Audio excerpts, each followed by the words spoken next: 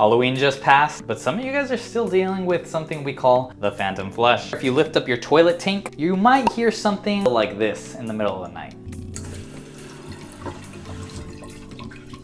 Might be during the day, you wonder, why is my toilet making those noises? There's two compartments in your toilet tank. There's the flapper, the thing that's attached to the toilet handle, allows the water to drain through. And then there's a fill valve, which fills your tank with water. Let's say your seal's broken or something like that. It causes the water level in the tank to go down. The bobber on the fill valve, if it goes down far enough, it triggers that. It fills up your tank with water, which causes that phantom flush. Simple solution, call your plumber, get us to get it fixed up for you.